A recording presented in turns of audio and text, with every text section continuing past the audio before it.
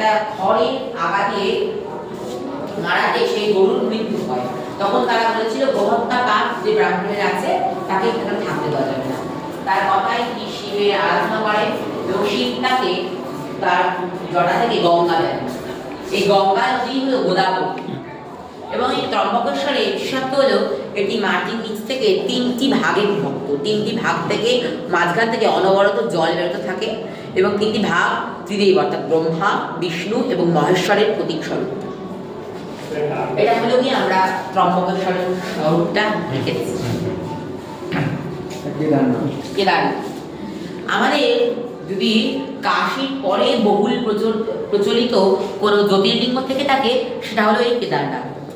কেদারনাথের কাহিনী হলো কুরুক্ষেত্র যুদ্ধের পর জ্ঞাতি হত্যার পাপ থেকে পাণ্ডবরা যখন নিস্তার পাওয়ার জন্য শিবের অর্চনা করতে থাকেন, শিব তখন তাদেরকে দেখা না দিতে চেয়ে একটি মহিষের রূপ ধরে পালিয়ে যেতে থাকেন। তবে ভীম সেই মহিষের রূপ ধরে, মহিষের পিঠে কুঁজ হয়, সেই কুঁজকে তুলে ফেলে এবং সে তার মধ্যে শিবের প্রাণ প্রতিষ্ঠা হয়ে সেখানে এখনো পূজা হয়ে যাবে।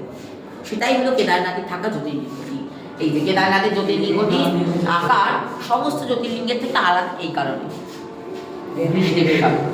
মহারাষ্ট্রের ঔরঙ্গাবাদ জেলার ভেরুল গ্রামে এই জ্যোতির্লিঙ্গের অবস্থান। কথিত আছে সুদেহা নামে এক ব্রাহ্মণীর কোনো সন্তান ছিল না বলে তিনি তার নিজ ভাইজির সঙ্গে তার স্বামীর বিবাহ দেন।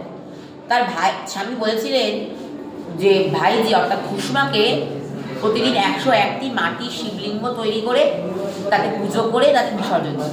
এরকমভাবে শিবলিঙ্গের সংখ্যা যখন লক্ষাধিক হলো তখন দেবাদেব তাকে এক পুত্র দেয়। এই পুত্রকে যখন দেখে ঈর্ষান্বিত হয়ে তার সতীন সেই পুত্রকে মেরে ফেলে, তখন কুসমা শিবের পূজাতে রত ছিলেন।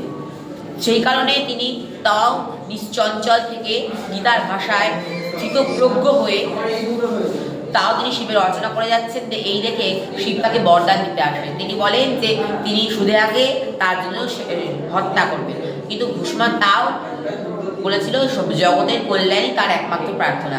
তাই তারই ভক্তি রেখে শিব তাকে বরদান দিয়েছিলেন তার পুত্র ফেরত দেন এবং সেখানেই শিব সর্বদা পুষ্পেশ্বর রূপে পূজিত করেন। আমাদের এই ডিপার্টমেন্টের মূল আকর্ষণ হচ্ছে এটা রাশি অনুযায়ী। হ্যাঁ, প্রত্যেকটা জ্যোতির্লিঙ্গ আমাদের প্রত্যেকটা মানুষের জীবনে শুভ, কিন্তু কোন রাশির জন্য মূলত কোন জ্যোতির্লিঙ্গ কোথায় গেলে তার জীবনে সাফল্য আসতে পারে তা নিয়ে আমরা করেছি জ্যোতির্লিঙ্গ এবং রাশি চক্র বলে এটা। এই আমরা শুরু করেছি সোমনাথ দিয়ে।